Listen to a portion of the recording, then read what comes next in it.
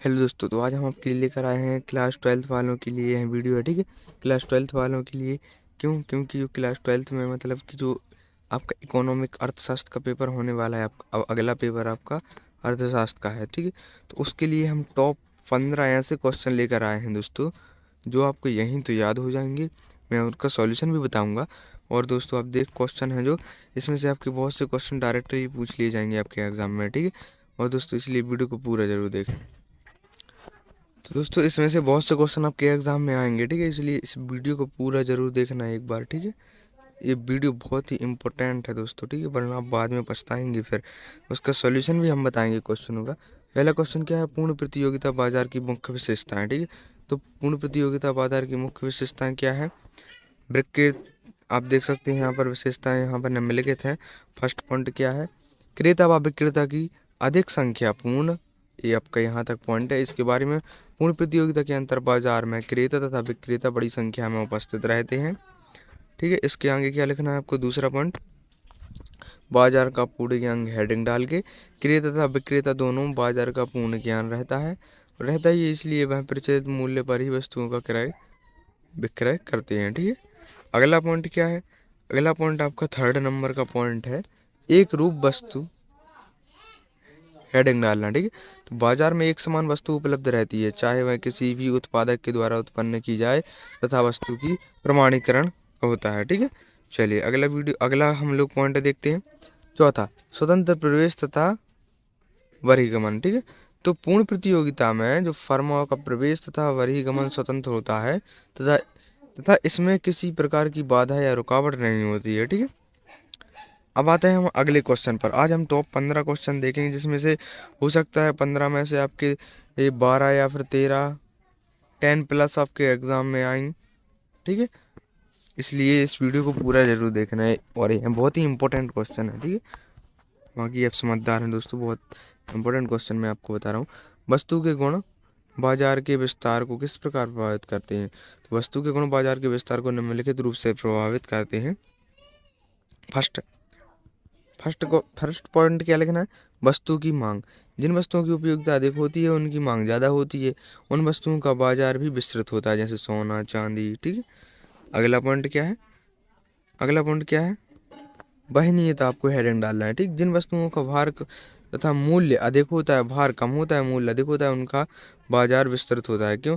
क्योंकि इन वस्तुओं को एक स्थान से दूसरे आसानी से ले जाया जा सकता है, और इस प्रकार की। ठीक है, अगला पॉइंट क्या आता है हमारा? टिकाऊपन। जो वस्तुएं टिकाऊ होती हैं उनका बाजार विस्तृत होता है। क्यों? क्योंकि जो वस्तुएं शीघ्र नष्ट होने वाली होती हैं उनका बाजार संकुलित होता है, मतलब कि उनका बाजार कम चलता है। ठीक है, चौथा पॉइंट, स्थान काली स्थानापन्न वस्तुएं। जिन वस्तुओं की स्थापना वस्तुएं विचलित रहती हैं। ठीक है, स्थानापन्न वस्तु, उनका बाजार सीमित रहता है। ठीक, क्योंकि जो वस्तुएं होती हैं उनका स्थानापन्न वस्तुओं का अभाव रहता है। ठीक है, हम आते हैं क्वेश्चन नंबर अगले पर। ठीक है, टॉप 15 क्वेश्चन देखने वाले, जिसमें से हम 2 देख चुके हैं। ठीक है, जो आपके बहुत ही इंपॉर्टेंट है। पूर्ण प्रतियोगिता का अर्थशास्त्र में क्या अध्ययन क्यों अब आवश्यक क्यों है इसका अध्ययन? ठीक है, तो इसका पूर्ण प्रतियोगिता कल्पना मात्र है, क्योंकि पूर्ण, इसके आगे आपको क्या लिखना है? पूर्ण प्रतियोगिता की एक ही विशेषता तथा मान्यताओं व्यवहारिक जीवन में अंश मात्र ही पाई जाती हैं। ऐसी स्थिति में अर्थशास्त्र में इनका अध्ययन क्यों किया जाता है? ठीक, पूर्ण प्रतियोगिता काल्पनिक होते हुए भी अर्थशास्त्र में इसका अध्ययन इसलिए किया जाता है क्योंकि व्यवहारिक जीवन में पाई जाने वाली अपूर्ण प्रतियोगिताओं को समझने के लिए पूर्ण प्रतियोगिता का अध्ययन किया जाता है। ठीक है,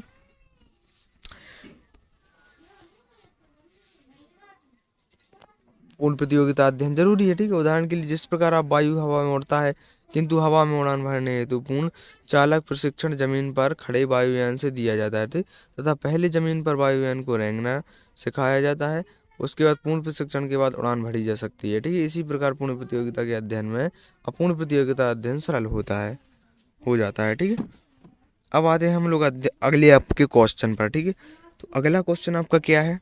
राष्ट्रीय संपत्ति से क्या आशा है? ठीक है, उसके प्रमुख अंग कौन कौन से? चलिए इसका आंसर देख लेते हैं। तो इसका आंसर क्या है? इसका पीडीएफ हम टेलीग्राम में दे देंगे आपको। ठीक है, लिंक डिस्क्रिप्शन में जाकर आप डाउनलोड कर सकते हैं।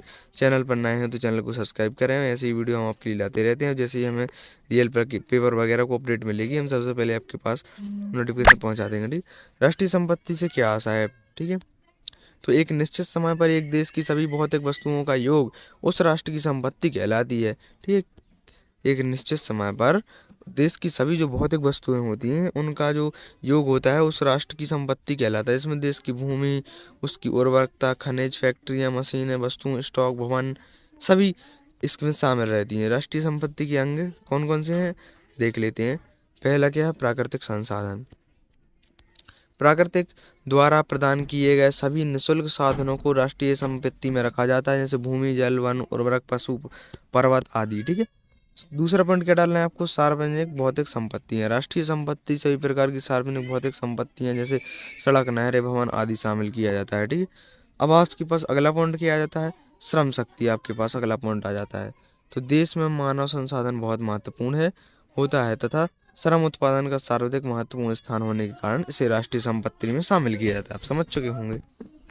तो चौथा पॉइंट क्या है, स्थिर पूंजी। स्थिर पूंजी क्या है दोस्तों, एक देश में मशीनें, उपकरण, जो परिवहन आदि होते हैं उनकी राष्ट्रीय संपत्ति का अंग बनाया जाता है, उसी को हम स्थिर पूंजी कहते हैं। ठीक है, पांचवा क्या लिखना है आपको पॉइंट, पांचवा पॉइंट लिखना है आपको स्टॉक। ठीक है, मतलब कि स्टोरों में रखा जो कच्चा माल, तैयार आदि को राष्ट्रीय संपत्ति में शामिल करते हैं। ठीक है, अब हम आते हैं क्वेश्चन नंबर 20। ठीक है, तो सरल घरेलू उत्पाद समझिए इसकी विशेषताएं। तो सरल घरेलू उत्पाद, या तो आप इस क्वेश्चन ऐसा आता है कि GDP समझाइए। ठीक है, उसी को कहते हैं हम लोग सरल घरेलू उत्पाद। तो एक देश की घरेलू सीमा एक वर्ष में उत्पादित समस्त अंतिम वस्तुओं एवं सेवाओं के मौद्रिक मूल्य का योग घरेलू उत्पाद। ठीक है, इसका पहला पॉइंट आपको क्या लिखना है, सरल घरेलू उत्पाद में मूल्य में दोहरी गणना से बचने के लिए केवल अंतिम वस्तुओं व सेवाओं के मूल्य को ही जोड़ा जाता है। दूसरा क्या है, पुरानी वस्तुओं को बिक्री से प्राप्त राशि इसमें नहीं जोड़ी जाती है। ठीक है, इसके बाद आपको तीसरा पॉइंट क्या लिखना है, तीसरा पॉइंट नहीं लिखना है दोस्तों। फिर अगला क्वेश्चन स्टार्ट हो जाता है हमारा, राष्ट्रीय आय आकलन करने में कौन सी सावधानी रखनी चाहिए। ये दोस्तों VVIMP क्वेश्चन है। ठीक है, तो पहला पॉइंट आपको क्या लिखना है, पहला पॉइंट आपको लिखना है पुरानी वस्तुओं के विक्रय से प्राप्त आय को शामिल नहीं करना चाहिए। दूसरा, आकस्मिक आय, आकस्मिक आय मतलब जैसे लॉटरी इत्यादि आय प्राप्त शामिल नहीं कर सकते हम राष्ट्रीय आय में। ठीक है, इसके बाद आता है गैर कानूनी, जैसे जैसे जमाखोरी आय आदि शामिल नहीं कर सकते, और हस्तांतरण भुगतान भी नहीं जोड़ सकते। ठीक है, अब इसके बाद पांचवा आपको क्या लिख देना है, पांचवा पॉइंट आपको लिख देना है अंश, ऋण पत्र और विक्रय आदि को राष्ट्रीय आय में नहीं जोड़ा जाता। स्वयं उपभोग हेतु उत्पादन का मूल्य भी राष्ट्रीय आय में सम्मिलित किया जाना चाहिए। ठीक है, तो इस प्रकार ये होता है क्वेश्चन नंबर आपका 21वां। अब आते हैं 22वें क्वेश्चन पर। ठीक है, भारत में राष्ट्रीय आय की वृद्धि हेतु कोई 5 सुझाव दीजिए। ठीक है, तो हम देते हैं 5 सुझाव। पहला पॉइंट देख लेते हैं। पहला पॉइंट क्या है दोस्तों, पहला पॉइंट आपको क्या लिखना है, जनसंख्या वृद्धि पर नियंत्रण, पहला पॉइंट डाल लेना। ठीक, और भारत में जनसंख्या वृद्धि बढ़ने के कारण आय कम हो गई है और राष्ट्रीय आय में वृद्धि नहीं हो पा रही है। आवश्यक यह है कि देश के नागरिकों को शिक्षित किया जाए। ठीक है, देश के नागरिकों को अगला, इसके बाद आपको अगला पॉइंट क्या लिखना है, कृषि विकास के प्रयास। भारत एक कृषि प्रधान देश है, राष्ट्रीय आय में कृषि का योगदान सबसे ज़्यादा होता है। ठीक, लेकिन आज भी देश में परंपरागत तरीके से कृषि नहीं की जाती, जिससे उपज काफ़ी कम होती है। यदि कृषि का आधुनिक तरीका अपना लिया जाए तो अत्यधिक उपज होगी। ठीक है, अगला पॉइंट आपको क्या जोड़ देना है इसमें, बचत वृद्धि की प्रोत्साहन। ठीक है, तो देश की जनता में बचत के लिए जागृति, प्रोत्साहन, पूंजी निर्माण में वृद्धि के प्रयास, ठीक है, सरकार के द्वारा किए जाने चाहिए। ठीक है, जिससे अधिक उत्पादन किया जा सके। जब उत्पादन अधिक होगा तो रोजगार भी अधिक लोगों को मिलेगा, जिससे प्रति व्यक्ति आय, राष्ट्रीय आय में वृद्धि होगी। ठीक है, क्वेश्चन नंबर आपको क्वेश्चन सॉरी दोस्तों, पॉइंट नंबर 4 क्या लिखना है, उद्योगों का प्रोत्साहन। ठीक है, उद्योगों का प्रोत्साहन। ठीक है, दोस्तों वीडियो लंबा हो रहा है, जल्दी जल्दी आप देख लीजिए। ठीक है, सरकार का औद्योगिक नीति इस प्रकार होना चाहिए जिससे कुल उत्पादन वृद्धि की जा सके। ठीक है, सरकार ने साहसी को प्रोत्साहित करना चाहिए। इसके लिए देश में आर्थिक स्थितियां, वातावरण निर्मित चाहिए। उत्पादन में कार्य के लिए कम ब्याज ऋण, साख्य सुविधाएं उपलब्ध कराना चाहिए सरकार को। ठीक है, तीसरा 5 नंबर का पॉइंट क्या है, प्राकृतिक संसाधनों का संतुलित विदोहन।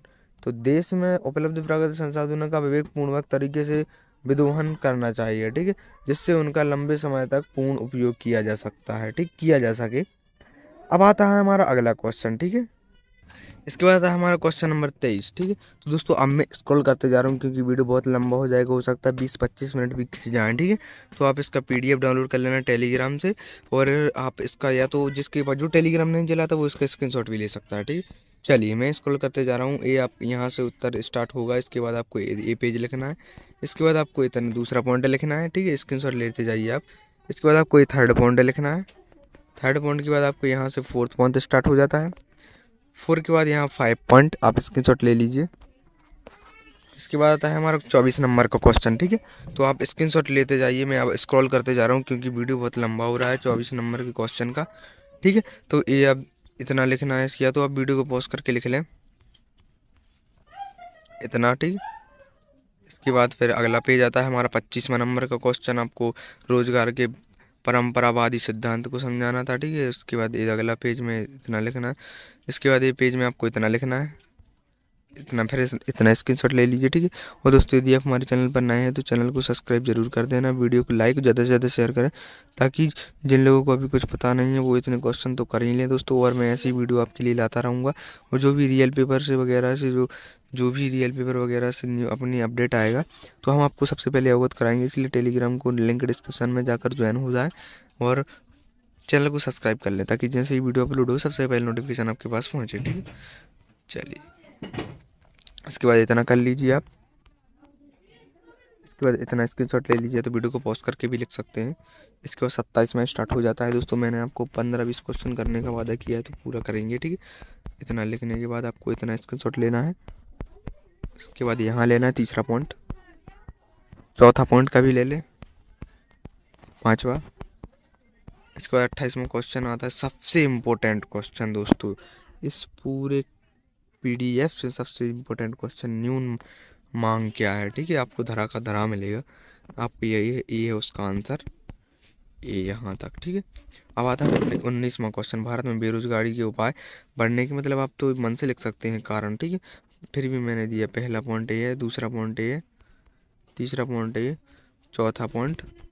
इसके बाद आता है क्वेश्चन इतना लिखना है, इसके बाद आता है 5वां पॉइंट, ठीक है। आप स्क्रीनशॉट लेते जाइए इस पेज का, आगे बढ़ते हैं फिर, ठीक है। इतना लीजिए, अब मैं दोस्तों वेट नहीं करूँगा, ठीक है। इतना लीजिए, फिर इतना, फिर इतना लीजिए, ठीक है। इस पेज का लीजिए फिर स्क्रीनशॉट, ठीक है। इतना ले लेने के बाद आप यहाँ का स्क्रीनशॉट लीजिए, फिर इतना स्क्रीनशॉट लीजिए। और दोस्तों मैं बहुत मेहनत लगी दोस्तों इस वीडियो को बनाने में, आप भी जानते हैं, इसलिए चैनल को सब्सक्राइब करता तो बनता है, ठीक है। चलिए इसके बाद यहाँ लिख लीजिए आप यहाँ तक, ठीक है। इसके बाद इसका दूसरा पॉइंट है, ठीक है, इसका दूसरा पॉइंट है, यहाँ से इसका तीसरा पॉइंट स्टार्ट हो जाता है, इतना ए भी उसी में लिखना है, इस चौथा पॉइंट। अब आता है क्वेश्चन नंबर 32, मुद्रा के सामाजिक दोष। तो अब पहला पॉइंट ये लिखना, दूसरा और तीसरा पॉइंट ये है, तीसरा पॉइंट, चौथा पॉइंट ये है आपका, दूसरा, तीसरा, चौथा पॉइंट, पाँचवा, ठीक है। इस प्रकार हमने ये पूरा देख लिया है, ठीक है। तो इस बात पर दोस्तों एक सब्सक्राइब तो बनता है, एक वीडियो को लाइक ज़रूर करें। यदि आपको दोस्तों मेरा यहाँ कंटेंट पसंद आया हो तो लाइक करें। इसका PDF आप टेलीग्राम से डाउनलोड कर लेना, लिंक डिस्क्रिप्शन में, ठीक है। चलिए मिलते हैं अगली वीडियो के साथ, चैनल को सब्सक्राइब करना, वीडियो को लाइक करना ना भूलें दोस्तों, ठीक है। ऐसी वीडियो हम आपके लिए लाते रहते हैं।